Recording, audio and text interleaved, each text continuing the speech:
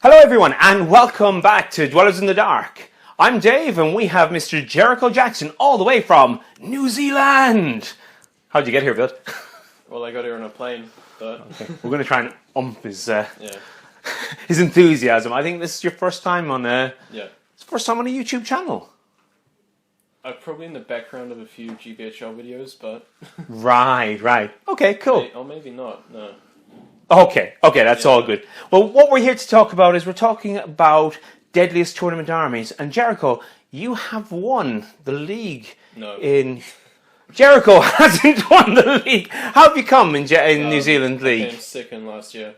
And how about the year before? There wasn't one. So it's only just started up, so it's a new entity. I started playing last year as well. Oh, fantastic. Brilliant. Well, we just had a few games, and we haven't really done a bat rep, but we've done bits and pieces, and we'll put that in another video. So, we're talking about Deadliest Tournament Armies. Now, how many tournaments have you been to? I went to 4 last year, and 5 this year. Yeah, that's in New Zealand, and then 3 in overseas. So you've been to Nova, you've been to Warhammer World doubles, and the Epping one. We just triffed it. Brilliant. And you're off to Ardicon in a couple of weeks' time now. And you're staying over here. Yeah. Excellent. Brilliant. Right. So we're going to talk about your army. And your army, I believe you mentioned 2 Felbeasts, a Shade. How many more? Any more bits and pieces with that? Yeah, so this is at 800 points. It's 2 Felbeasts, normally the Shadow Lord and Knight of Umbar. Okay, interesting. Yeah, that's because the rest of the army is a Shade. Leading about 12 Orc Spearmen. One of the Felbeasts is leading another 10 or 12, and then Knight of Umbar and a Harad Taskmaster are leading about 20 Reavers. Right. So it's all defense 4. Yeah. So I went with the Shadow Lord, but I have been thinking I might go with the Undying. Who's your general generally? The Knight of Umbar? Normally, in a particular tournament that I took it to, it was the Shade. Oh, interesting. It is defense 8, it is behind the lines, and it's generally... It wasn't a tournament where your leader actually has to do anything. Right. So, listen, can you tell us a little bit about the meta of the New Zealand tournament scene? Yeah. It is... There are a few players that bring strong forces. Okay. Like, there's generally one sort of hoarded Goblin town with a Felbeast or a Shade. Right. And normally there's a Taskmaster in there, which is terrible with the Goblin King. But, okay. And you do see occasionally 4 Rivendell Knights. Right. Is it 800 points or 600 points you generally play at? We definitely have 2 or 3 tournaments a year at 750 to 800. Okay. We have one that's 600, and then a smaller one at 400. Okay. And how many people would you have in the league? The league, there's about 40 to 50. Excellent. Yeah. But you've got a lot of travelling to do, and planes here and planes there and planes everywhere, right? Yeah, so there's mainly 2 groups, which is the North Island and South Island. Okay. And if there's a tournament in the North Island, maybe 1 or 2 will come from the South Island, and the same with... So you do have mixing, but we just see New Zealand as New Zealand and a community, but you actually have 2 kind of communities going on there. Okay. How did you get into gaming? So last year, I was just looking for something to do in my spare time, and my friend had a bunch of models, and I felt like painting them. Okay. So I started painting, and then I thought I might as well get my money's worth by playing games. Yeah. So then I found out about a New Zealand Hobbit League tournament, and I went to that, and it was fun, so I kept going to them.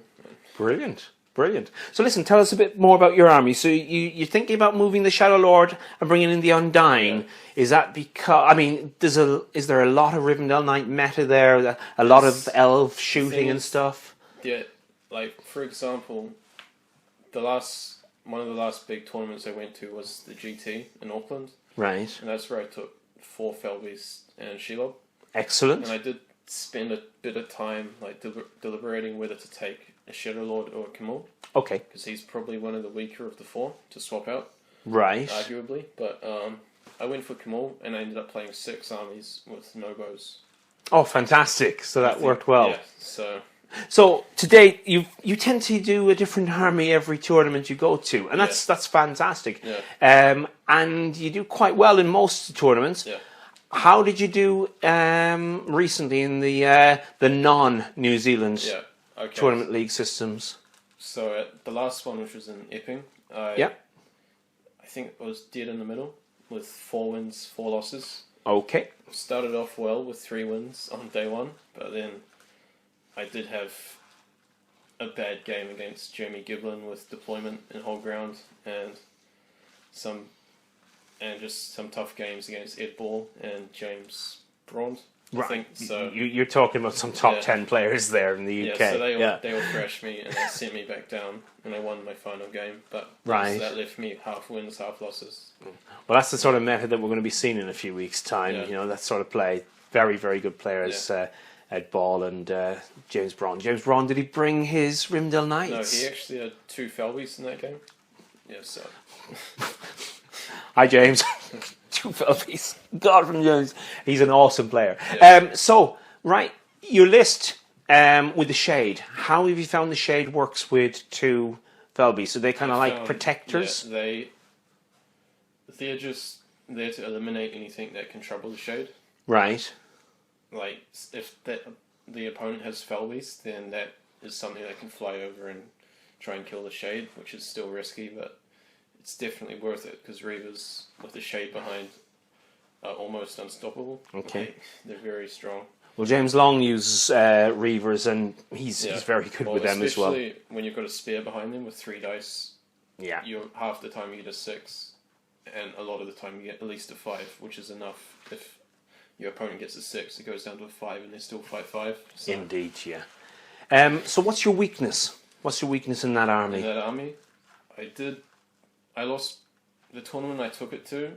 I only lost 1 game, and that was the final game where I basically already won, and I was chilling a bit. But I did play a force, which was basically it had a troll chieftain, a great beast of Gorgoroth, a shaman, and I think Gothmog on Wag. So those were 4 things that sort of had to, like the shaman had to be set-willed.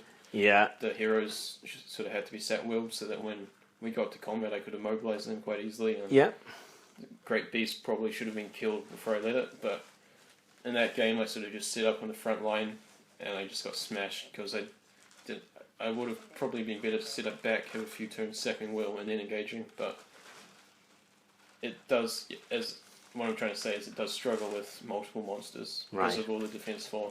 Okay, well, brilliant. Well, listen, thank you very, very much, and we're going to crack on. We're going to have another game, perhaps, and do a few more bits and pieces. And, guys, as Owen would say, like, subscribe, comment below, and, let's keep this series going. Okay, cheers.